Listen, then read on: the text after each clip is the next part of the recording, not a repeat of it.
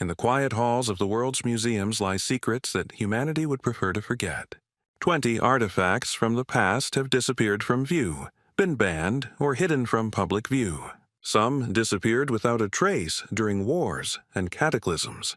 Others were deliberately removed from display when their existence challenged established historical concepts. So today, we will trace the fate of these mysterious objects and try to understand what lies behind the veil of silence. Crystal skulls first appeared in European collections in the mid-19th century, sparking heated debate among archaeologists and anthropologists. These mysterious artifacts, said to be created by ancient Mesoamerican civilizations, were exact replicas of human skulls, carved from rock crystal with incredible detail. The most famous specimen was acquired by the British Museum in 1897 from a French antiquarian. The skull was astonishing in its perfection. Every anatomical detail was reproduced with surgical precision, and the surface was polished to a mirror shine. The artifact weighed over 5 kilograms, and its dimensions exactly corresponded to the parameters of an adult human. The second famous skull is associated with the British explorer Frederick Mitchell. Hedges. In 1924, his daughter Anna allegedly discovered an artifact among the ruins of the Mayan city of Lubantun in Belize. This skull possessed even more striking characteristics. Its lower jaw was crafted as a separate piece, perfectly fitted to the main body.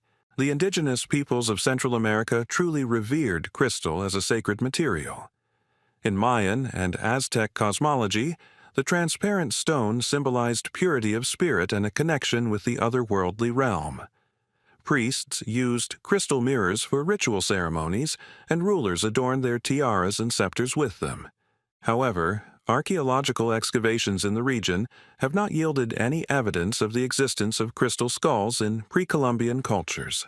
At the end of the 20th century, museum experts conducted a detailed examination of the artifacts using electron microscopy. The results were sensational. Traces of modern diamond tools were discovered on the surface of the skulls. The manner in which the crystals were processed indicated the use of technologies that had emerged no earlier than the 19th century. Additional analysis confirmed the European origin of the raw material. Today, most crystal skulls have been removed from permanent display. The British Museum moved its specimen to storage, officially declaring it a forgery. The Mitchell. Hedges' skull remains in the private collection of the explorer's heirs, who continue to maintain its authenticity. The Kungrang Museum in Paris also removed its crystal skull from its main display. The mystery of their origin reflects the broader problem of archaeological fraud in the 19th century, when growing European interest in ancient civilizations spawned an entire forgery industry. Craftsmen learned to imitate ancient material processing techniques, creating artifacts capable of deceiving even seasoned researchers of the time. Sabu disc of Saqqara was one of the most enigmatic artifacts of ancient Egypt, discovered in 1936 by British Egyptologist Walter Emery. This stone object, approximately 70 centimeters in diameter, was found in the mastaba of Prince Sabu, dating to the First Dynasty, approximately 3000 BC. The disc's uniqueness lay in its unusual shape. Its central part consisted of a thin hub from which 3 curved blades of complex aerodynamic design radiated. The surface was carefully polished, and the edges of the blades had characteristic curves reminiscent of modern propellers or turbines. The material was metasiltstone, a hard sedimentary rock that requires considerable effort to work. The tomb of Prince Sabu was located in the Saqqara necropolis near the famous step pyramid of Pharaoh Djoser. This period of Egyptian history was characterized by rapid developments in technology and art. Craftsmen of the First Dynasty mastered complex stoneworking techniques, created exquisite ceramics, and developed the first examples of hieroglyphic writing. However, nothing similar to the Sabu disc was known in the culture of that time. The artifact's shape has generated numerous hypotheses among researchers. Some Egyptologists have suggested that the disc served as an incense burner or oil lamp stand. Others see it as a ritual wheel symbolizing the sun's movement across the sky. A third group of scholars has proposed that the object was part of some kind of mechanism, possibly related to grain or textile processing. The disk's most intriguing feature was its striking resemblance to modern technological devices. The blades had a variable curvature, typical of hydraulic turbines and aircraft propellers. The central hub was crafted with such precision that it could be rotated around an axis. These details seemed completely out of place on a 5,000-year-old artifact. After initial examination, the Sabu disk was placed in the collection of the Cairo Museum of Egyptian Antiquities. There, it was displayed in the Early Kingdom Hall alongside other finds from Saqqara. The artifact regularly attracted visitors with its unusual appearance and generated numerous questions from tour guides. Museum catalogs cautiously described it as an object of unknown purpose. In the 1970s, the disk suddenly disappeared from permanent display. Museum officials explained this decision by citing the need for restoration and re-evaluation of the artifact. However, access to the object by independent researchers was completely cut off. Requests to study the disk were formally denied under various pretexts. Today, the whereabouts of the Sabu disk remain unknown. Some sources claim the artifact is kept in the Cairo Museum's restricted collections, while others suggest it has been moved to private collections. The lack of detailed photographs and precise measurements makes a modern scientific examination of this enigmatic object impossible, leaving its secret forever lost in the sands of time. The iron blade from the Great Pyramid of Giza was recovered from the ancient wonder of the world in 1872 by British researchers Wayneman Dixon and James Grant. This small metal fragment, approximately 13 centimeters long, has become one of the most controversial artifacts of ancient Egypt, challenging established ideas about Bronze Age technology.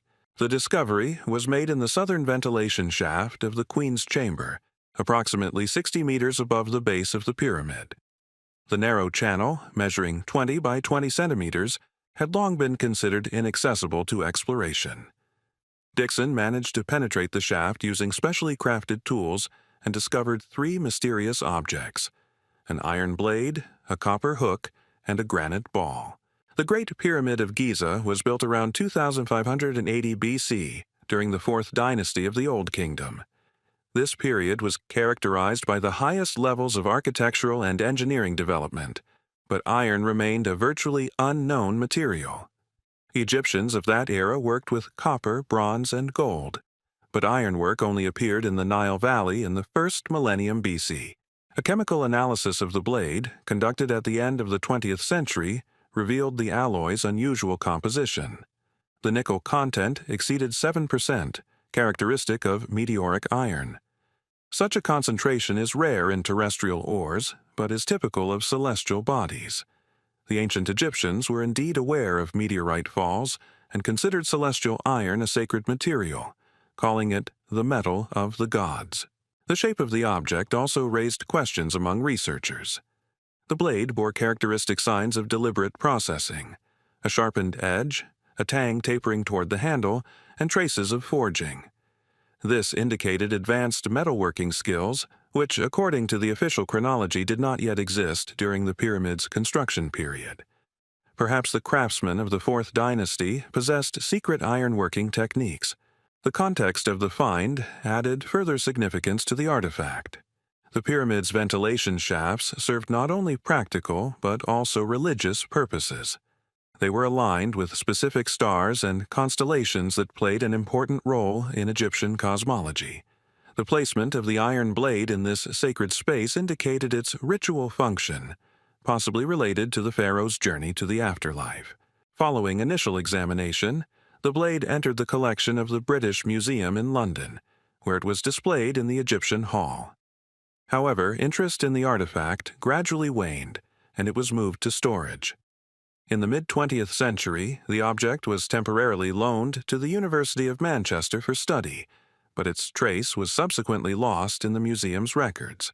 Modern researchers' attempts to gain access to the iron blade for further analysis have encountered bureaucratic obstacles. Museum catalogs contain contradictory information about its whereabouts, and requests for the possibility of studying the artifact remain unanswered. This silence only deepens the mystery of this ancient object, which could shed light on previously unknown chapters of metallurgy and open new chapters in our understanding of the technological achievements of our ancestors. The iron blade from the Pyramid of Cheops became one of the most controversial archaeological finds of the 19th century, challenging established ideas about ancient Egyptian technology. The blade was a thin iron plate, approximately 13 centimeters long, heavily corroded. Despite the ravages of time, the shape of the object clearly indicated its handcrafted origin. Some edges were sharpened, others thickened for attachment to a wooden or bone handle. The metal contained characteristic nickel impurities, indicating the high quality of ancient smelting. The discovery was sensational for several reasons. The Great Pyramid was built in the 26th century BC during the Copper Age of Egyptian civilization. Iron tools only became widespread in the Nile Valley in the 7th century BC, nearly 2 millennia after the pyramid's construction. This meant that the ancient builders possessed technologies that mainstream science attributed to much later periods. The shaft in which the blade was discovered was a narrow channel, 20 by 20 centimeters in cross-section, extending for several dozen meters through the stonework. These mysterious passages were oriented precisely to the cardinal directions, and presumably served ritual functions related to the pharaoh's soul's journey to the afterlife. Along with the blade, archaeologists recovered a copper hook and a stone ball, objects whose purpose also remains unclear. In addition to iron and nickel, the blade contained traces of cobalt, an element characteristic of meteoric iron. This discovery gave rise to the hypothesis that the ancient Egyptians may have used metal bodies that fell from the sky to craft sacred objects. Hieroglyphic texts indeed contain a term that can be translated as heavenly iron. Modern meteorite research confirms the possibility of such uses for cosmic material. Iron-nickel meteorites contain metal of exceptional purity, requiring no complex metallurgical processing. They can be worked using cold forging techniques available to Copper Age craftsmen. Several similar artifacts have been found in the tombs of Egyptian pharaohs of later dynasties. However, skeptics have put forward alternative theories about the find's origin. Some researchers suggest that the iron object could have entered the pyramid much later than its construction, through cracks in the masonry or during the medieval excavation of the tomb. Others question the accuracy of the original recording of the blade's location, citing shortcomings in 19th century archaeological methodology. And since the artifact was handed over for research and its analysis results were classified, it is now impossible to see the blade with one's own eyes. So the mystery of the iron from the Cheops pyramid remains unsolved, leaving historians with only contradictory evidence about the technological achievements of antiquity. The Ark of the Covenant represents one of the greatest archaeological mysteries associated with the biblical history and fate of ancient Israel. According to sacred texts, this golden chest contained the stone tablets with the 10 Commandments given to Moses on Mount Sinai in the 13th century BCE. After the destruction of the first temple by the Babylonians in 586 BCE, the Ark disappeared without a trace. The biblical description of the Ark is recorded in detail in the book of Exodus. Its acacia wood frame was covered with pure gold inside and out. It was 2.5 cubits long, 1.5 cubits wide, and 1.5 cubits high, corresponding to approximately 115 centimeters by 70 centimeters. The top was crowned with a golden lid with 2 cherubim, their wings spread over the sacred contents. The Ark played a central role in the religious life of the ancient Israelites. It accompanied the people during their 40-year wanderings in the desert, preceded their armies into battle, and was finally placed in the Holy of Holies of the Temple in Jerusalem. The high priest could approach it only once a year on the Day of Atonement, performing special rituals. The Ethiopian Orthodox Church claims that the original Ark of the Covenant is kept in the city of Axum in the Church of St. Mary of Zion. According to Ethiopian tradition, recorded in the medieval text Kebra. According to Nagast, the Ark was transported to Ethiopia by Menelik I, son of King Solomon and the Queen of Sheba, in the 10th century BC. This legend became the basis for the dynastic claims of the Ethiopian emperors. Archaeological evidence confirms ancient ties between Ethiopia and the Jewish world. Remains of ancient buildings dating back to the first millennium BCE have been discovered in the Aksum region. Monumental steles and palace complexes attest to the existence of a sophisticated civilization capable of long-distance trade and diplomatic contacts. The local community of Ethiopian Jews, the Falasha Sea, preserved unique religious traditions. The modern church in Aksum was built in the 17th century on the site of an older sanctuary. In its center is a small chapel, accessible only to one custodian, appointed for life. According to tradition, this person never leaves the temple grounds and is responsible for the safekeeping of the sacred object. No one else is allowed even near the supposed ark.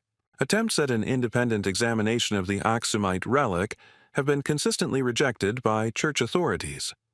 Ethiopian priests cite religious prohibitions and the dangers of violating ancient taboos.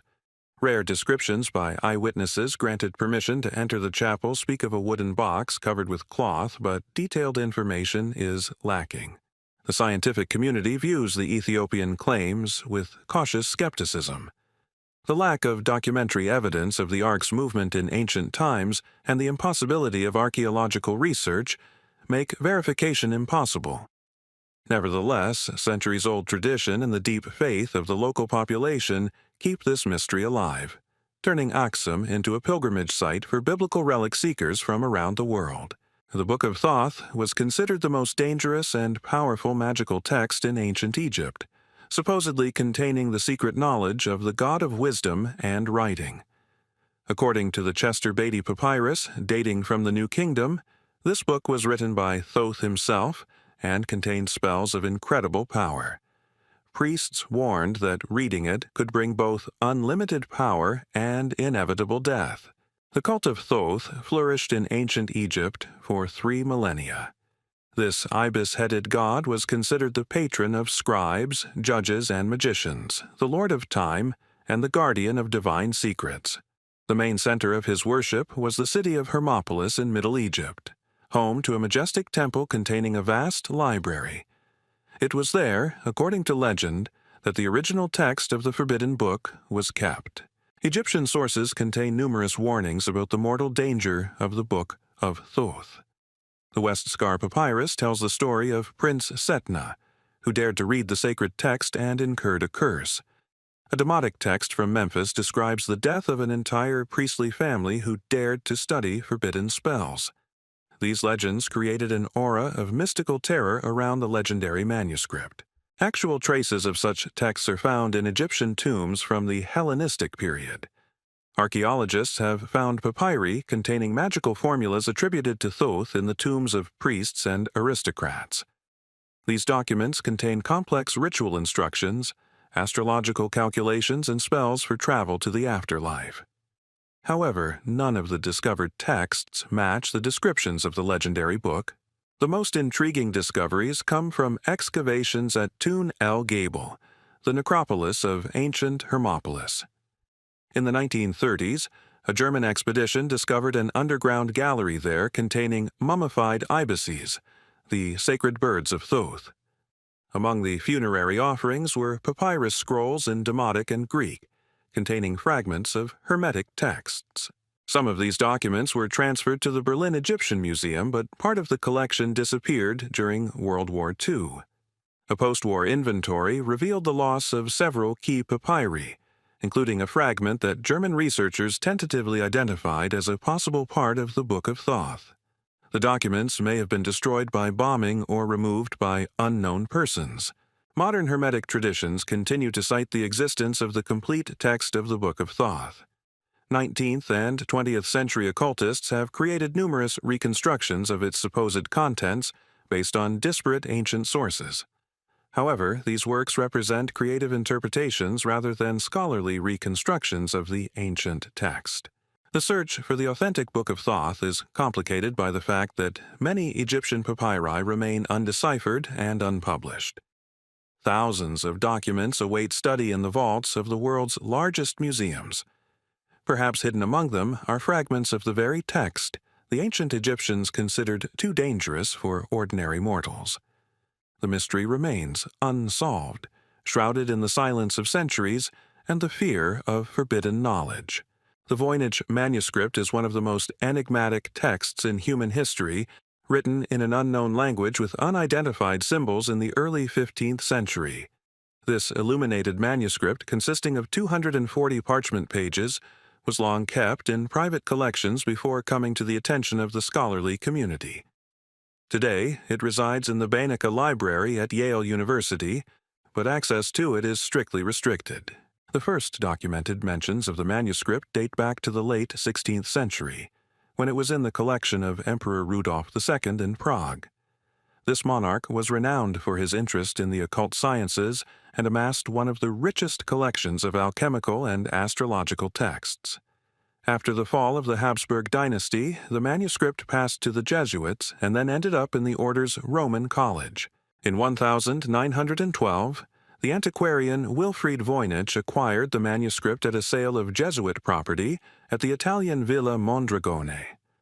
Voynich immediately recognized the uniqueness of the find and began showing it to leading cryptographers and linguists in Europe and America. However, all attempts to decipher the text proved unsuccessful, which only heightened interest in the mysterious document. The manuscript contains detailed illustrations of plants, astronomical diagrams, anatomical diagrams, and complex alchemical apparatus.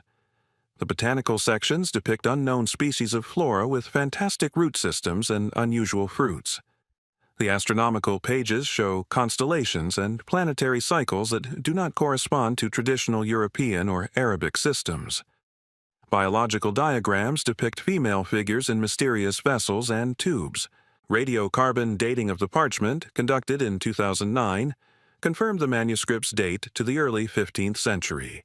Ink analysis revealed the use of materials typical of medieval scriptoria.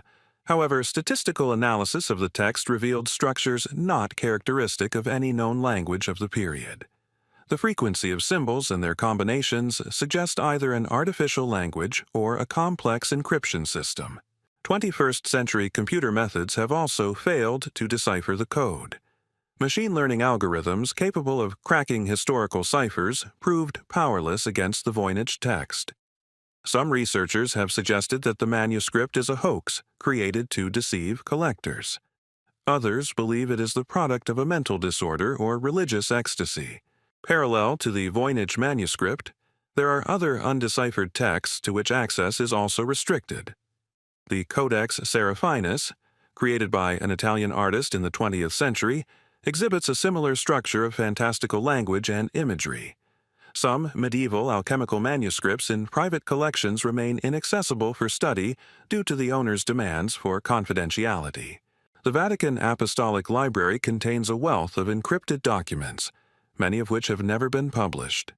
Medieval cryptograms, diplomatic ciphers, and occult texts rest in secret collections, inaccessible even to serious researchers.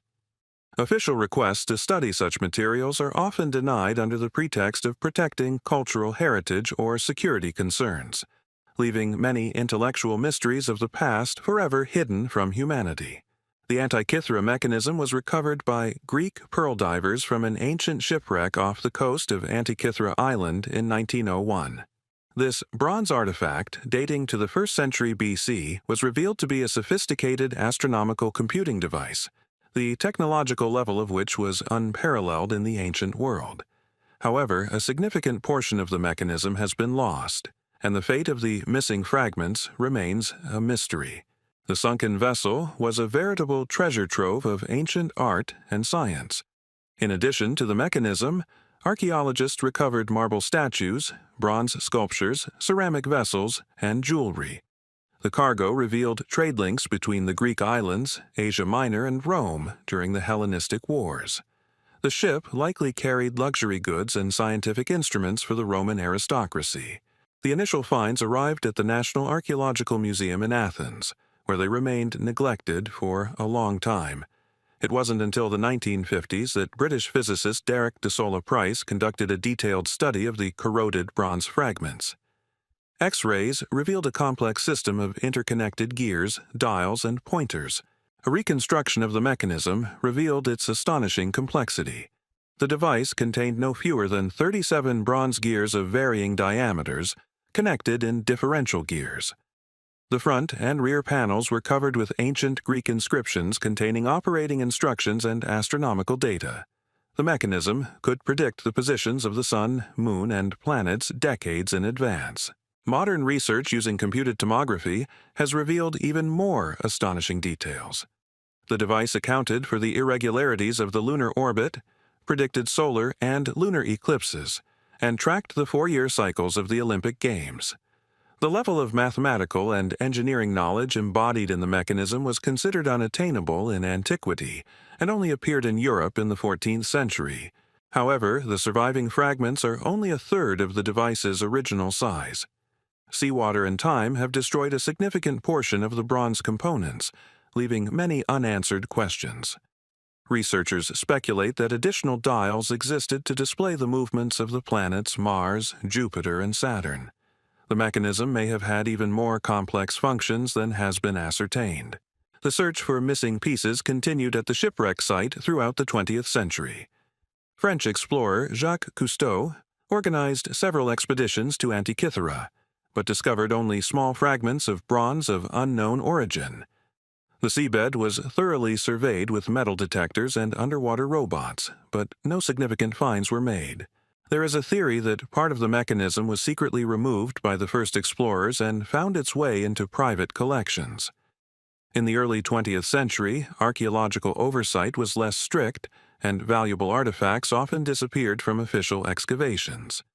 Several antique dealers offered bronze gears on the black market, purportedly from Antikythera, but their authenticity was impossible to verify. Today, the lost fragments of this ancient computer may remain a mystery forever. Their restoration would allow us to fully understand the operating principles of this unique device and, perhaps, rethink our understanding of the technological achievements of the ancient world. Chinese alchemical mirrors were mysterious bronze discs created by artisans of the Han and Tang dynasties using secret technologies lost in the Middle Ages. Known as magic mirrors or translucent mirrors, these artifacts possess the ability to project hidden images under specific lighting conditions.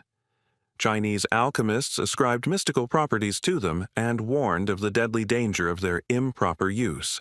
The technology for making magic mirrors reached its peak during the Tang dynasty in the 7th to 10th centuries AD. Bronze discs, 10 to 30 centimeters in diameter, had a highly polished reflective surface on one side and relief patterns on the other. When sunlight hit the mirrored side, the reflection reproduced the pattern on the reverse side, as if the metal had become transparent. The secret of this optical effect lay in microscopic variations in the thickness of the mirror surface. Craftsmen achieved uneven stress on the metal during casting and polishing, creating bulges and depressions invisible to the eye. These minute deviations from the plane, measured in fractions of a millimeter, altered the direction of the reflected rays and formed a projection of the latent image. Chinese alchemical treatises warned that some mirrors could harm the observer. Song dynasty texts described cases of sudden blindness and mental derangement in people who gazed too long at magical reflections. Taoist magicians claimed that particularly powerful mirrors could capture the human soul and trap it in a metal cage. Mirrors depicting dragons and mythical creatures, crafted for the imperial court, were considered the most dangerous. According to Ming Dynasty chronicles, the Wanli Emperor ordered the destruction of a collection of such artifacts after a court astronomer died in convulsions while attempting to decipher a message projected by an ancient mirror. The remaining copies were sealed in secret vaults of the Forbidden City. 17th-century European missionaries reported demonstrations of magic mirrors in Chinese temples. The Jesuit Matteo Ricci described a mirror that, by moonlight, revealed a map of the starry sky and, by sunlight, a diagram of the human body. However, attempts to export such artifacts from China were invariably thwarted by local authorities, who considered them state secrets. The technology for making magic mirrors was finally lost during the Mongol invasion of the 13th century. Workshops in Luoyang and Chang'an were destroyed, and the secret alloy recipes and processing methods perished along with their custodians. Attempts by later Chinese artisans to reproduce the ancient techniques proved unsuccessful. Surviving examples of magic mirrors are extremely rare and are found primarily in private collections. Several museum specimens in Beijing and Tokyo exhibit the optical effect, but access to them is restricted. Modern attempts at scientific analysis have been met with the reluctance of owners to permit invasive research methods. The legend of a deadly reflection lives on in Chinese folklore. Antique collectors tell stories of mirrors that bring misfortune to their owners. Perhaps these superstitions are based on the real properties of ancient alloys or optical effects that can have a negative impact on the human psyche. The Spear of Destiny, also known as the Spear of Longinus, is considered one of the most important Christian relics, the very tip with which a Roman centurion pierced the ribs of the crucified Christ. For centuries, this artifact has been at the center of religious and political intrigue, and its possession has ascribed divine power to rulers. Since the end of World War II, the authenticity of all known specimens has been greatly questioned. The first historical references to the Holy Lance date back to the 4th century, when Emperor Constantine the Great included it in the imperial regalia of Byzantium. Byzantine chronicles described the lance as an iron tip on a wooden shaft, decorated with gold plates bearing Greek inscriptions.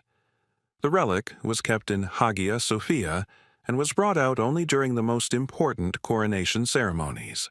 In the 10th century, Emperor Constantine Porphyrogenitus presented the spear to the German king Henry VI, strengthening the political alliance between Byzantium and the Holy Roman Empire.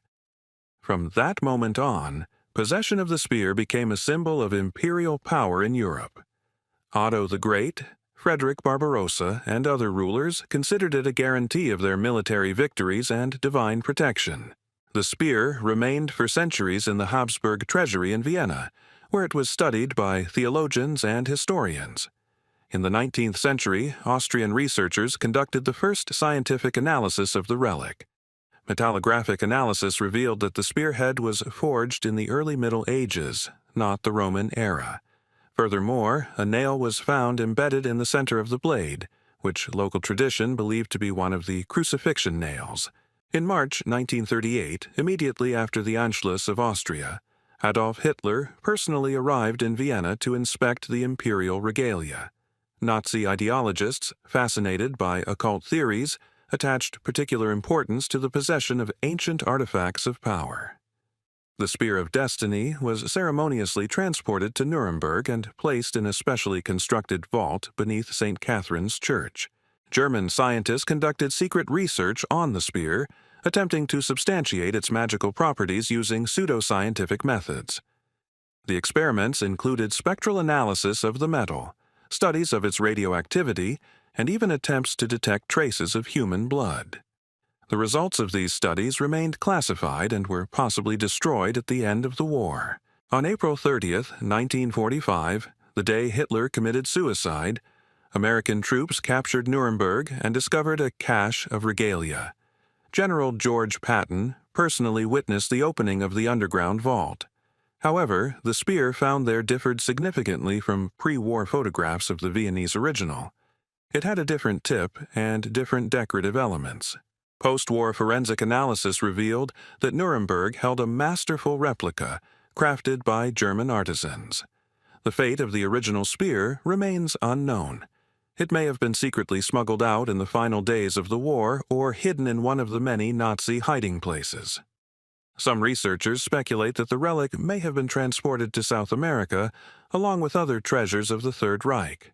Today, the Hofburg displays a spear officially considered the original, but modern analysis confirms its medieval origins.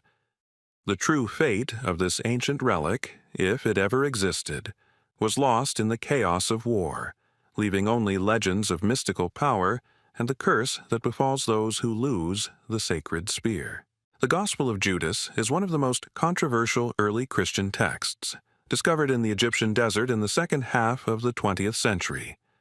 This Coptic language papyrus codex presents an alternative version of the events of Holy Week, in which Judas Iscariot is portrayed not as a traitor, but as the chosen disciple who fulfilled divine will. The story of its discovery, disappearance, and rediscovery reflects the complex fate of many archaeological artifacts.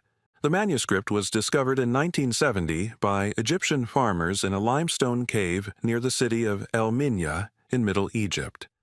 This region is renowned for its wealth of Coptic manuscripts hidden by Christian monks during the Arab conquest of the 7th century. The papyrus was part of a codex that also contained the Epistle of Peter to Philip and the first revelation of James. Carbon dating of the parchment places it between the 2nd and 4th century CE, making it contemporary with the other Gnostic Gospels from Nag Hammadi. The text is a Coptic translation of an earlier Greek original, likely created by Gnostic communities in Egypt. The paleographic features of the script correspond to the traditions of Coptic scriptoria of the 3rd and 4th centuries. After its discovery, the manuscript fell into the hands of Cairo antiquities dealers who offered it to various museums and private collectors. The document's high price and dubious provenance discouraged potential buyers. For many years, the papyrus was stored in unsuitable conditions, which led to severe damage to the text. Frequent movements and attempted sales further deteriorated the ancient material. In the 1980s, a Swiss dealer acquired the manuscript and placed it in a New York bank vault. There, it lay for over 2 decades, virtually inaccessible to study. Only occasional mentions in auction house catalogs attested to the existence of the mysterious text. The scholarly community was virtually deprived of the opportunity to study this important source on early Christianity. The situation changed in the early 2000s when the McKenna Foundation for Ancient Art, through the National Geographic Society, acquired the manuscript for study. An international team of Coptologists, paleographers, and early Christian scholars began the painstaking work of restoring and translating the fragmented text. The Gospel of Judas's content proved revolutionary for understanding Gnostic Christianity. The text presents Judas as the only disciple who understood the true nature of Christ. According to this version, Jesus himself asks Judas to betray him in order to free the divine spirit from the material prison of the body. This interpretation fundamentally contradicted the Orthodox Christian tradition. The translation's publication in 2006 sparked heated debate among theologians and historians. The Vatican officially condemned attempts to revise the gospel history based on heretical texts. Some researchers questioned the manuscript's authenticity, suggesting the possibility of modern forgery. Debates about the document's dating and origins continue to this day. Today, the original Gospel of Judas is preserved in climate-controlled conditions, but access to it is extremely limited. Many fragments of the text remain illegible due to damage sustained over years of careless storage. Information that could have shed further light on the diversity of early Christian beliefs and their struggle for spiritual truth may be lost forever. The head of John the Baptist became one of the most venerated Christian relics, giving rise to numerous claims of authenticity throughout the medieval world. Following the martyrdom of the Baptist in the fortress of Machaerus around 30 AD, his remains acquired exceptional religious significance. However, by the end of the Middle Ages, historians counted more than a dozen sites claiming to possess the authentic head of the saint. Byzantine sources from the 4th century report the first discovery of the head of John the Baptist in Jerusalem. According to church tradition, one of the disciples secretly took the severed head and buried it on the Mount of Olives. Centuries later, pious Christians allegedly discovered the relic and brought it to Constantinople. There, it was kept in the Church of St. John the Baptist until the city was captured by the Crusaders in 1204. The most famous relic is considered to be from the French city of Amiens, where it arrived after the Fourth Crusade. Canon Vaillant de Sarton brought the supposed head of the saint back from the sack of Constantinople. Amiens Cathedral became a site of mass pilgrimage, and local church authorities compiled detailed descriptions of the relic. They claimed that the state of preservation of the remains indicated their miraculous nature. Silvestro in Capite in Rome made similar claims. The Roman community claimed a more ancient origin for its relic, citing 5th century documents. According to this version, The head was secretly smuggled from Palestine during the iconoclastic persecutions. The papal curia cautiously supported the Roman claim, unwilling to challenge the French assertions. The Muslim world also claimed possession of the head of John the Baptist, revered in Islam as the prophet Yahya. The Umayyad Mosque in Damascus contained a richly decorated reliquary containing the supposed remains. Arab chronicles trace the relic's origin to the conquest of Syria in the 7th century. Local authorities claimed that Christians voluntarily handed over the relic to the new rulers for safekeeping. The Cathedral of Genoa possessed its own version of the head, supposedly captured during the campaigns against the Saracens. Genoese merchants, active in the Levant, may have acquired such a relic from Eastern Christians. Local tradition emphasized the head's special miraculous properties, attracting pilgrims from various parts of Italy. The Orthodox monasteries of Mount Athos also claimed the authentic head of the Baptist. The Dionisio monastery held the relic, supposedly rescued from Constantinople after the Ottoman conquest of 1453. The Athonite monks cited an unbroken tradition of veneration dating back to the Byzantine period. They asserted that all Western claims were based on forgeries. Scientific research in the 19th and 20th centuries cast doubt on the authenticity of all known relics. Anthropological analyses revealed significant differences in the age, race, and time of death of the supposed remains. Some skulls belonged to women, others to people who lived in the Middle Ages. Radiocarbon dating confirmed the later origin of most of the samples. The Amiens relic underwent its most thorough examination in 1958. French anthropologists determined that the skull belonged to a Mediterranean male who lived in the 1st century AD. This data didn't contradict the skull's possible authenticity, but it also couldn't prove it. Church authorities halted further research, citing the need to preserve the reverence of the faithful. Today, various claims to possess the authentic head of John the Baptist coexist in an atmosphere of diplomatic silence. No church organization is prepared to publicly acknowledge the erroneous nature of their claims, preferring to emphasize the spiritual rather than historical significance of the relics. A Cairo ashtray became the subject of archaeological controversy after its accidental discovery in the private collection of an Egyptian antiquities dealer in the 1970s. This small stone object, used by its owner for smoking for many years, was, upon detailed examination, revealed to be an ancient artifact with inscriptions and reliefs that challenged established notions about the chronology of ancient civilizations. Its subsequent fate became the subject of a behind-the-scenes battle between museums and private collectors. The artifact was a flat stone disc, approximately 15 centimeters in diameter, crafted from gray basalt typical of the Aswan quarries. The central portion was recessed for ash, and the edges were decorated with finely engraved symbols and images. At first glance, the hieroglyphs appeared typical of the New Kingdom period, but detailed analysis revealed anachronisms and inconsistencies with canonical Egyptian iconography. The most problematic element was a depiction of a chariot with metal spokes, dated by stylistic features to the Middle Kingdom, a period when such technologies were not yet known in the Nile Valley. Nearby were hieroglyphs describing metallurgical processes using terminology that emerged significantly later than the artifact's supposed creation. These details contradicted the academic chronology of Egyptian technological development. The ashtray's owner, Cairo merchant Mohammed al-Sayyid, claimed to have acquired the item from Bedouins in the late 1960s. He claimed the find came from a looted tomb in the Saqqara area, where locals regularly conducted illegal excavations. The lack of archaeological context made dating and attribution extremely difficult, but did not rule out the artifact's authenticity. The first researcher to notice the object's anomalous features was German Egyptologist Professor Klaus Zimmermann. During a visit to Cairo, he accidentally noticed an unusual ashtray in the home of an Egyptian colleague and requested permission to examine it in detail.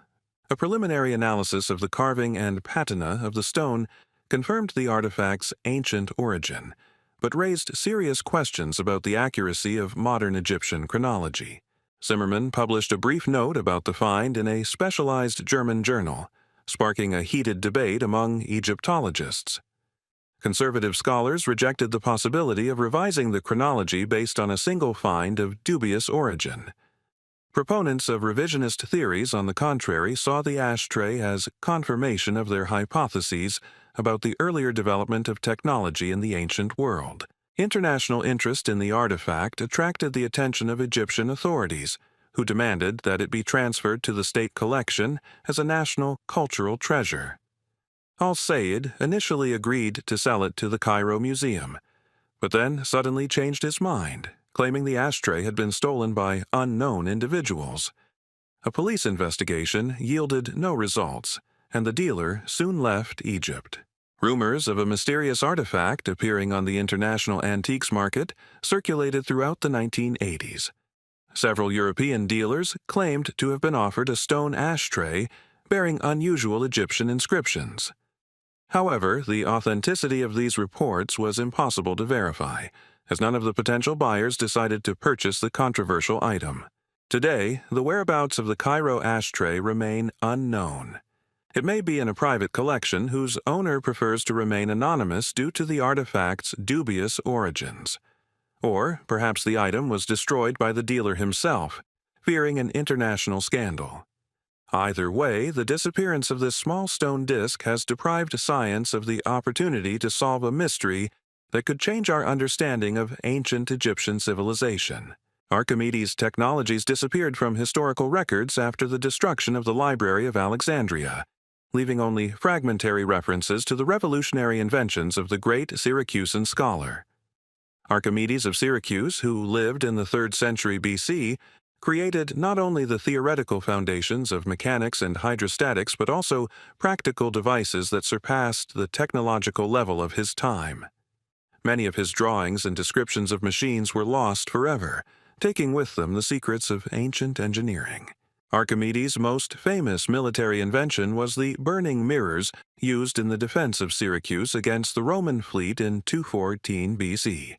The Byzantine historian Procopius of Caesarea described a system of bronze mirrors that focused the sun's rays on enemy ships from a distance of several stades. Modern experiments have confirmed the feasibility of such technology, but the exact design of the mirrors remains a mystery. Archimedes' screw for lifting water became the scientist's only invention to survive in practical use. However, the original drawings of the spiral mechanism have not survived, and modern reconstructions are based on later Roman and Arabic sources. It is possible that Archimedes' original design contained improvements that significantly increased the efficiency of the water-lifting device. The Roman writer Plutarch mentioned Archimedes' creation of a planetarium, a mechanical device that reproduced the movements of celestial bodies. Cicero, who saw this device in Rome, admired its complexity and precision. The planetarium contained a system of bronze gears and could predict solar and lunar eclipses. This technology predated the Antikythera mechanism by 2 centuries, but no trace of Archimedes' device has been found. A special place among the lost inventions belonged to the siege engines created for the defense of Syracuse. Polybius described giant cranes capable of lifting enemy ships out of the water and smashing them against the rocks. Other sources mention catapults with automatic reloading and mobile turrets for bombarding besiegers. These mechanisms demonstrated the use of complex lever systems and counterweights. Archimedes' mathematical works have been partially preserved in later copies, but many practical applications of his discoveries have been lost. His method for determining the volumes of solids of revolution could have been used for the precise calculation of ship hulls and architectural structures. His works on fluid mechanics contained principles that allowed for the creation of efficient hydraulic systems for urban water supply and irrigation. The Library of Alexandria contained the complete works of Archimedes, including technical drawings and detailed descriptions of mechanisms. The gradual destruction of the library from the 4th to the 7th centuries CE led to the irretrievable loss of many unique documents. 9th century Arabic translators preserved only the mathematical treatises, ignoring practical inventions as unimportant. Some of Archimedes' technologies could have been reconstructed during the Renaissance, when European scholars showed interest in ancient mechanics. Leonardo da Vinci studied fragmentary descriptions of Archimedes' machines and attempted to reconstruct their operating principles. However, the lack of original drawings made such attempts largely speculative. Modern historians of technology suggest that some of Archimedes' inventions may have been centuries ahead of their time. The use of gears, differential mechanisms, and automatic control systems demonstrates a profound understanding of engineering principles. The loss of this knowledge slowed human technological progress, delaying the rediscovery of many mechanisms for centuries into the future. Perhaps fragments of brilliant inventions capable of changing our understanding of the capabilities of ancient civilization still lurk among the ruins of ancient cities. Mesopotamian saws made of petrified wood represent one of the most enigmatic technological anomalies of the ancient world, discovered by British archaeologists in the early 20th century in what is now Iraq. These tools, made of mineralized wood with flint teeth, demonstrated a level of material processing considered impossible by modern science for Bronze Age civilizations. After initial study, the artifacts disappeared amid the chaos of political upheaval in the Middle East. The finds were made by Leonard Woolley's expedition in the region of ancient Ur between 1922 and 1934. In layers dating to the 3rd millennium BC, archaeologists discovered a workshop containing unusual tools. In addition to traditional bronze tools, they also found saws with blades made of petrified wood, the edges of which were studded with microscopic, geometrically shaped flint teeth. Petrographic analysis revealed that the tools were made from wood fragments that had undergone natural mineralization over millions of years. The fossilization process replaced the organic fibers with quartz and chalcedony, creating an extremely hard material. Most astonishing, however, was the ability of ancient craftsmen to craft this fossil, creating perfectly straight cutting edges and a precisely calibrated tooth system. The saw teeth had a complex, asymmetrical shape, optimized for cutting in one direction. The sharpening angle and the spacing between the teeth varied depending on the intended material. Some saws were designed for cutting soft stone, others for sawing metal. Manufacturing precision met modern industrial standards. Traces of abrasive powders and polishing compounds used to process petrified wood were discovered in the same workshop. Chemical analysis revealed the presence of corundum and diamond dust, materials that, according to official history, were only used in stone processing in the Middle Ages. The sources of these abrasives in Mesopotamia in the 3rd millennium BC remain a mystery. Functional tests demonstrated the exceptional efficiency of these ancient tools. Fossilized saws easily cut granite and basalt, which bronze tools of the era struggled to handle. The flint teeth retained their sharpness significantly longer than their metal counterparts and did not require frequent re-sharpening. These properties made the tools indispensable for the precise processing of hard materials. Woolley meticulously documented the finds and prepared detailed reports for the British Museum. The most valuable specimens were packed for shipment to London, but the outbreak of World War II disrupted the expedition's plans. The boxes containing the artifacts remained in a warehouse at the Baghdad Archaeological Museum, where their trail was lost among thousands of other objects. Post-war attempts to locate fossilized saws in museum collections proved unsuccessful. Iraqi authorities claimed such artifacts had never entered their collections. Archival documents from Woolley's expedition contained descriptions and photographs of the tools, but the objects themselves had disappeared. They may have been sold on the black market or taken by private collectors. Modern attempts to replicate the technology for processing petrified wood face significant challenges. Despite the development of diamond tools and precision equipment, creating such fine and precise teeth remains a complex task. The secrets of Mesopotamian craftsmen, which allowed them to process fossils using primitive methods, are likely lost forever. The disappearance of these unique artifacts has deprived modern science of the opportunity to solve one of the greatest technological mysteries of antiquity. Perhaps fragments of Mesopotamian saws, capable of shedding light on previously unknown chapters of the history of human ingenuity, still exist somewhere in private collections. The Inca gold of Cusco vanished in the fires of the Spanish conquest. leaving only legends of countless treasures hidden in the secret refuges of the Andes. When Francisco Pizarro's conquistadors entered the empire's sacred capital, Tawantinsuyu, in 1533, they discovered gold decorations in temples and palaces that surpassed anything Europeans could have imagined. However, most of these treasures never fell into the hands of the conquerors. Cusco, meaning navel of the earth in Quechua, served as the religious and administrative center of the greatest empire in pre-Columbian America. The main temple, the Coricancha, was entirely covered in finger-thick gold leaf. The walls glittered with the yellow metal, and the central sanctuary housed a golden disk symbolizing the sun god, Inti. The sacred garden surrounding the temple contained life-size golden statues of llamas, trees, and flowers. Spanish chronicles preserved astonishing descriptions of Cusco's riches. Pedro Sancho de la Hoz wrote of golden thrones weighing over 200 kilograms each and statues of rulers made of pure metal. The Inca palace contained gold plate for hundreds of courtiers, and royal mummies were adorned with diadems of emeralds and gold feathers.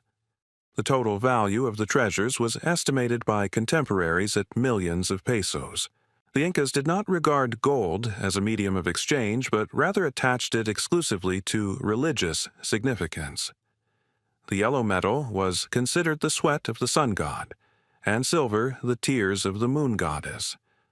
Mining took place in sacred mines under the strict supervision of priests, and its processing was entrusted only to select artisans. Each piece was created for a specific ritual or ceremony, linking the material world with the divine. News of Atahualpa's capture in Cajamarca in November 1532 reached Cusco via the Chasqui system of messengers.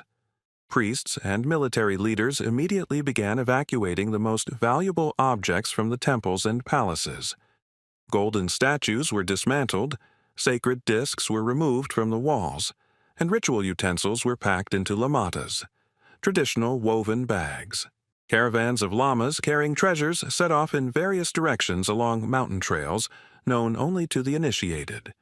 Some of the gold was hidden in the caves of sacred mountains, others in secret chambers of temples in remote provinces.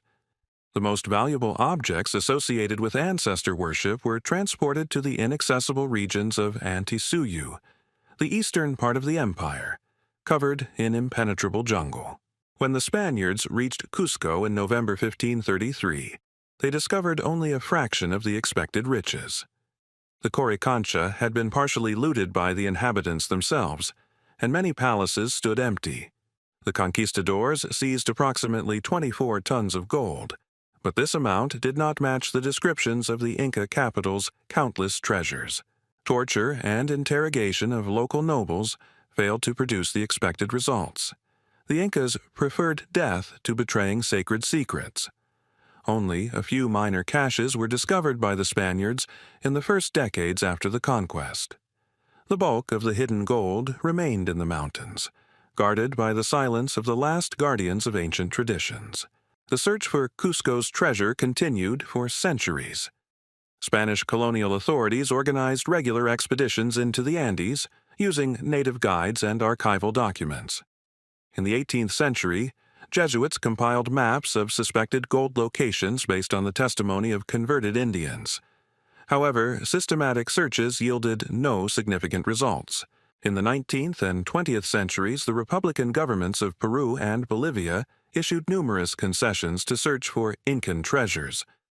Modern treasure hunters use metal detectors and satellite imagery, but Andean glaciers and rock slides reliably conceal ancient caches. Perhaps the gold of Cusco still rests in mountain caves, awaiting the day when the descendants of the Incas deem it possible to reveal their ancestors' legacy to the world. Atlantean artifacts and their possible traces remain one of the most controversial topics in archaeology, balancing on the line between scientific inquiry and pseudo-historical speculation. Plato's description of the sunken continent in the dialogues Timaeus and Critias, written in the 4th century BC, sparked a centuries-long search for material evidence of an advanced civilization that vanished 9,000 years before the time of the Athenian philosopher. Several 20th century archaeological finds have indeed exhibited anomalous characteristics, but their connection to the legendary Atlantis remains unproven. Plato described Atlantis as a maritime power larger than Libya and Asia combined. The capital was located on an island 50 stades in diameter, surrounded by concentric canals and earthen ramparts. The central temple of Poseidon was clad in silver, gold, and orichalcum, a mysterious metal that modern researchers identify as brass or a copper-zinc alloy. The Atlanteans possessed a sophisticated navy and advanced technology. The most intriguing discoveries were made in the Atlantic Ocean near the Bahamas in 1968. Pilot Robert Brush discovered geometrically perfect stone structures from the air in shallow waters off Bimini Island. Underwater exploration revealed megalithic blocks forming a semblance of a road or foundation approximately 700 meters long. The stones were carefully fitted together without the use of mortar. Geological analysis of Bimini Road revealed that the structure was composed of blocks of beach limestone formed approximately 15,000 years ago. Some of the stones weighed up to 25 tons and showed signs of artificial processing. Skeptics attributed the discovery to natural geological processes, but Atlantis theorists saw it as evidence of an ancient civilization. In 2001, Canadian researchers discovered structures at a depth of 700 meters in the waters off Cuba that resembled the ruins of urban buildings. Sonar scanning revealed regular geometric shapes, pyramids, platforms, and rectangular buildings. Some structures reached several hundred meters in length. However, the extreme depth made detailed study extremely expensive. Mediterranean archaeologists have also hypothesized a connection between the Minoan civilization of Crete and Plato's Atlantis. The eruption of the Santorini volcano in the 15th century BC destroyed a developed culture possessing advanced maritime and metallurgical technologies. The Palace of Knossos contained complex plumbing systems, and Minoan frescoes depicted religious ceremonies with bulls, a detail present in Plato's description. Of particular interest were the discoveries in the Black Sea, where Russian oceanographers discovered traces of ancient settlements submerged after rising sea levels in the 7th millennium BC. These structures were located at depths of up to 100 meters and contained the remains of wooden structures, ceramics, and stone tools. The age of the finds corresponded to the time of advanced Neolithic cultures. The most enigmatic discovery was a metal disc recovered by Portuguese fishermen near the Azores in 1974. The object, approximately 30 centimeters in diameter, was made of an alloy containing rare metals in unusual proportions. Its surface was covered in symbols that did not correspond to any known writing system. Radiocarbon dating of the organic inclusions indicated an age of approximately 10,000 years. The disc disappeared from the Portuguese Maritime Museum in the 1980s under mysterious circumstances. Officials attributed the loss to a cataloging error, but copies of the photographs continue to circulate among researchers of anomalous archaeological finds. Some experts speculated that the artifact was seized at the request of international organizations seeking to conceal evidence of prehistoric civilizations. Modern academic archaeology views the search for Atlantis with deep skepticism, viewing Plato's account as a philosophical allegory rather than historical evidence. Nevertheless, mysterious underwater structures and anomalous artifacts continue to be explained within the framework of conventional science, leaving room for various interpretations and hypotheses about forgotten chapters of human history. The Lemurian stone tablets were allegedly discovered by British geologists in the Indian Ocean in the late 19th century, when the scientific community was actively debating the hypothesis of a sunken continent between India and Madagascar. This theoretical landmass, named after the lemurs of Madagascar, was supposed to explain the similarities in flora and fauna between the territories separated by the ocean. The few artifacts attributed to the Lemurian civilization disappeared from scientific circulation after geological theories were revised in the 20th century. The Lemuria hypothesis was proposed by the English zoologist Philip Sclater in 1864 to explain the distribution of fossil lemurs in India and Madagascar, but their absence from Africa and the Middle East. The German biologist Ernst Haeckel supported this idea, suggesting that Lemuria could have been the ancestral home of humanity. Geologists of the time considered the possibility of land bridges periodically connecting the continents. In 1887, a Royal Geographical Society expedition led by Captain James McDonald explored underwater elevations near the Maldives. Dredging the seabed from a depth of approximately 200 meters yielded fragments of artificially processed rocks. Some samples contained regular depressions resembling written symbols or symbolic images. Petrographic analysis revealed that the stones were composed of granite, a type uncommon in the coral atolls of the Maldives. The nearest outcrops of similar rocks were in the Seychelles, 800 kilometers to the south, or on the Indian subcontinent. This discrepancy supported the hypothesis that the fragments originated from eroded coastal formations of a sunken landmass. The most interesting specimen was a flat basalt slab measuring 30 by 20 centimeters, covered in rows of tiny symbols. The symbols were carved with a sharp instrument to a depth of 2 to 3 millimeters and filled with mineral deposits, indicating prolonged submersion. The writing style did not correspond to any known system, including the ancient Indian and Dravidian alphabets. Dr. Alexander Cunningham, director of the Archaeological Survey of India, received photographs of the tablets for examination. His preliminary conclusion indicated a possible connection between the symbols and the Proto-Indian script of the Indus Valley civilization.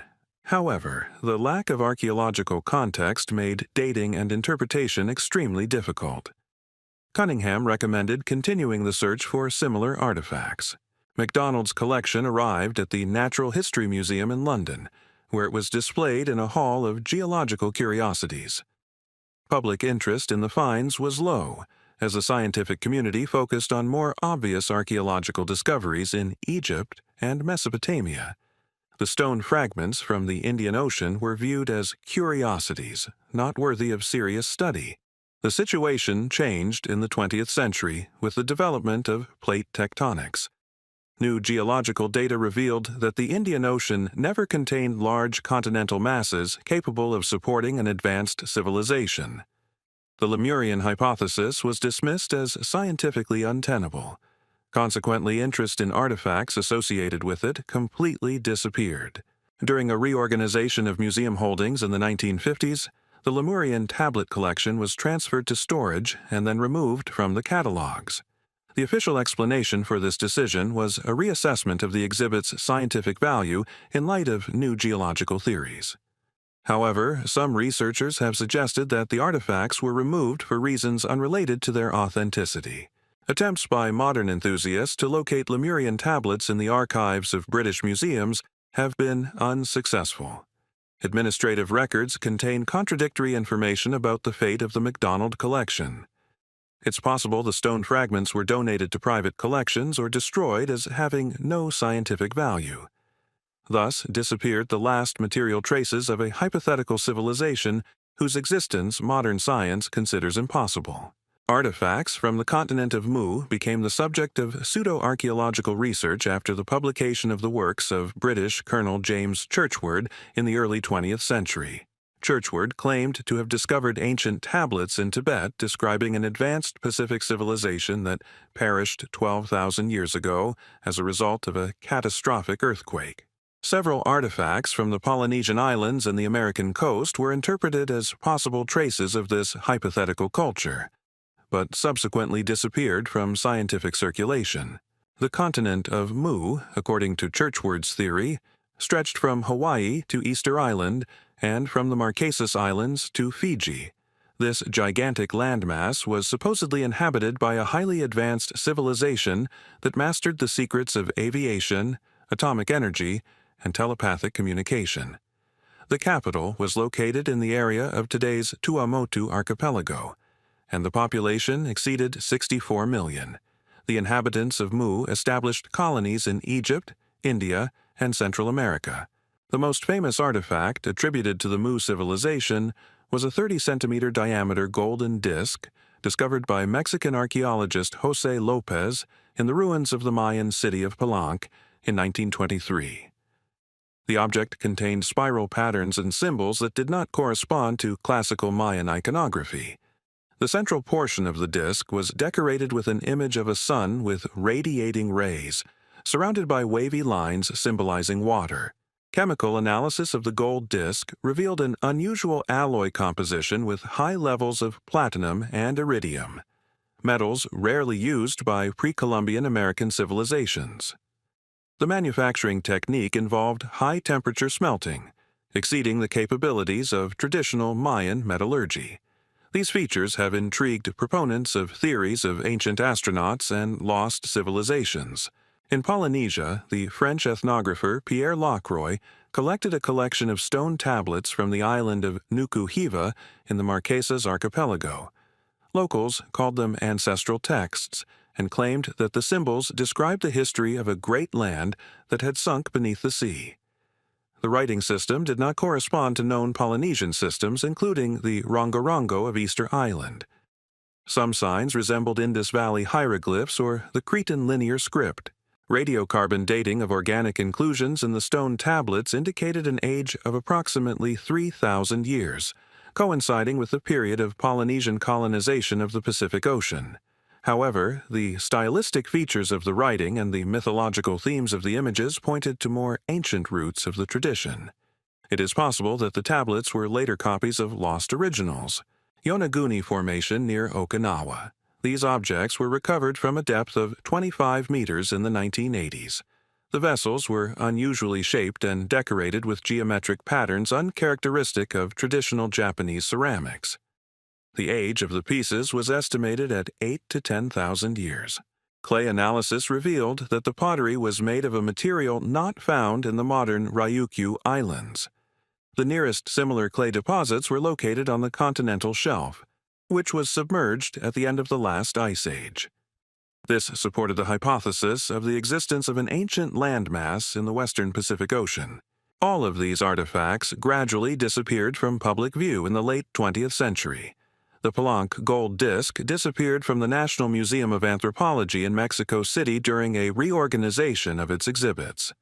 The Locroix Marcassan tablets were not donated to public collections by their heirs and remained in private hands.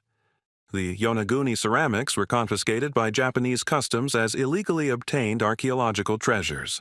The modern scientific community rejects the existence of the continent of Mu based on geological data on the structure of the Pacific Ocean floor.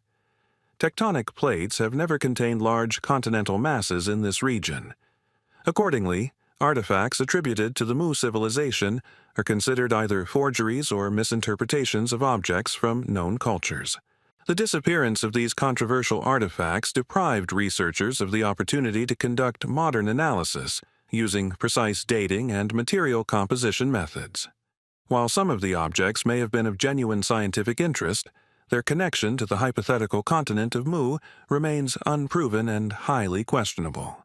The disappearance of the Baghdad Museum's artifacts after 2003 represents one of the greatest cultural catastrophes of modern times, when the millennia-old legacy of Mesopotamian civilization was plundered in the chaos of war. The National Museum of Iraq contained a priceless collection of artifacts from the Sumerian city-states to the Abbasid Caliphate, many of which were unique testaments to ancient cultures. The exact number of missing objects remains unknown.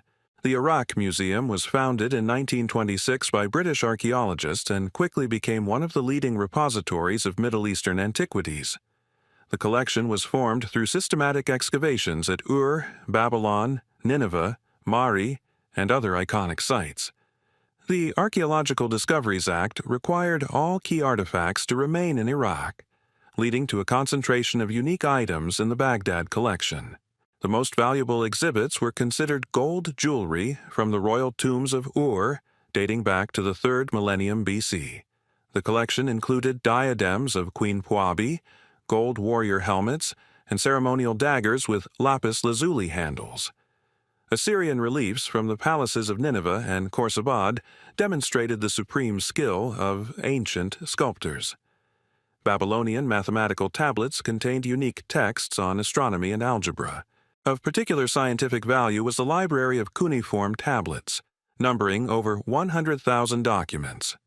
Among them were administrative archives from Sumerian temples, literary works in the Akkadian language, and legal codes. The Epic of Gilgamesh was presented in several versions, including fragments unknown in other collections. Medical and magical texts shed light on the daily life of ancient Mesopotamia.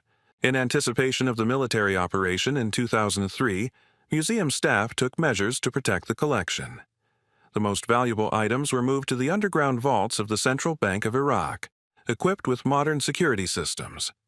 Large stone sculptures were covered with sand and protective screens. However, a significant portion of the exhibits remained in the museum halls due to time and transportation constraints. On April 9 and 10, 2003, the museum was systematically looted. The thieves demonstrated a keen knowledge of the collection, deliberately removing the most valuable items. Display cases containing gold jewelry were broken into, and cylinder seals and precious metal figurines were stolen. Thousands of cuneiform tablets disappeared, including unique historical documents.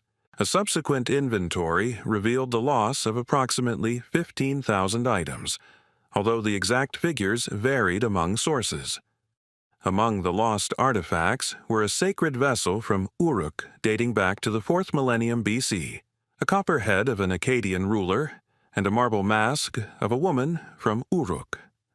The library lost thousands of cuneiform documents, many of which contained untranslated texts.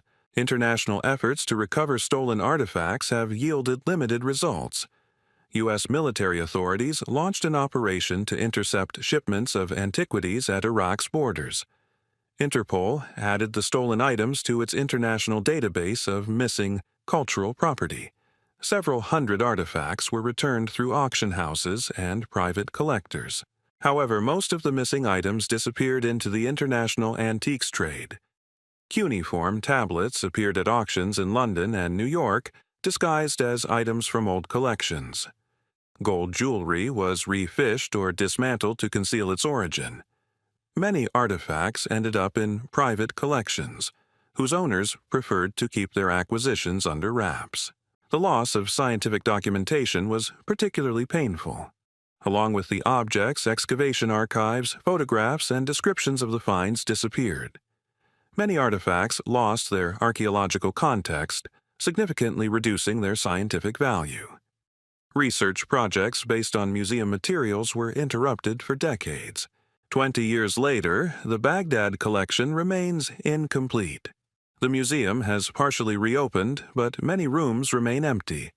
The lost treasures of Mesopotamia may never return to their homeland, remaining forever scattered among private collections and the black market for antiques, a reminder of the fragility of human cultural heritage in the face of war and political upheaval. The Vatican's secret collections represent one of the largest concentrations of historical artifacts in the world, many of which have remained inaccessible to independent researchers for centuries.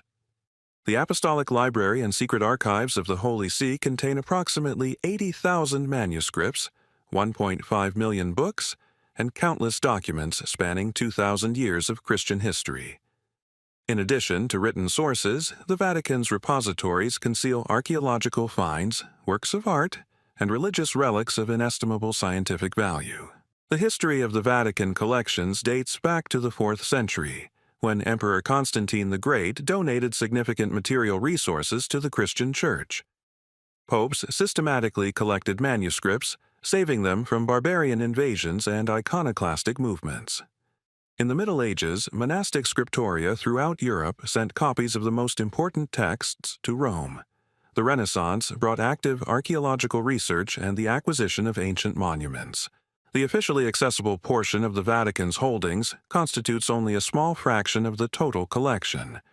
Researchers can obtain permission to study certain documents, but the selection process is extremely strict. Many sections of the archives are chronologically closed. Documents less than 75 years old are inaccessible for study. Some holdings are classified for reasons of diplomatic confidentiality or religious sensitivity.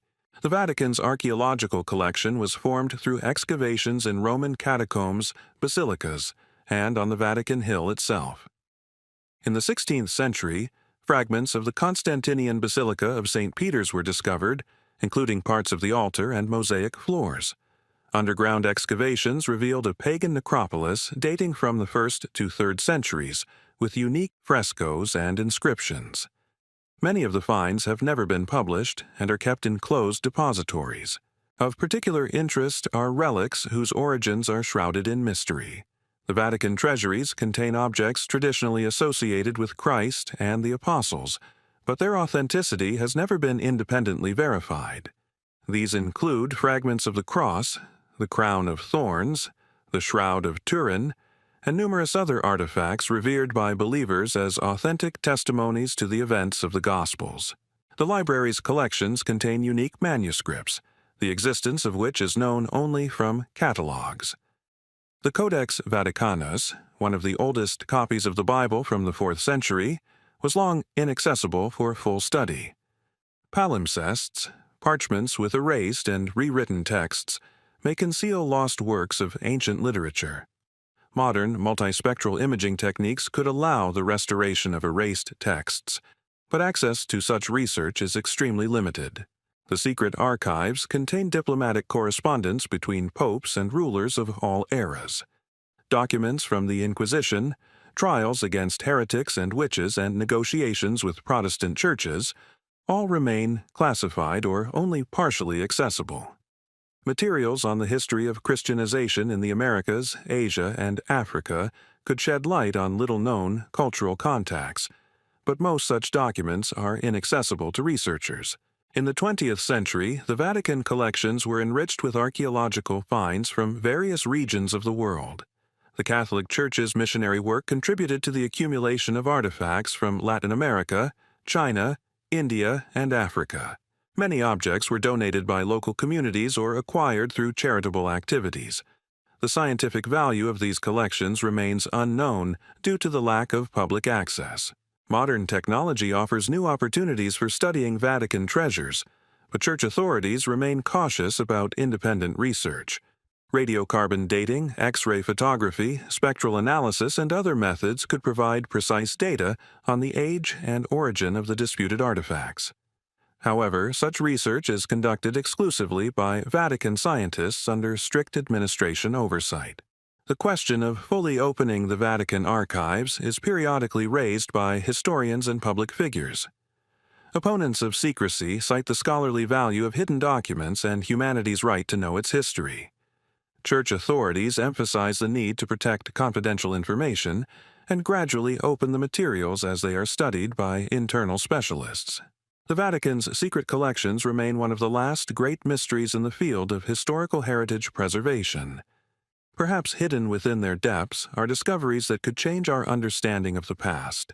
But access to these treasures of knowledge remains the preserve of a small circle of initiates, leaving humanity in the dark about a significant part of its own history.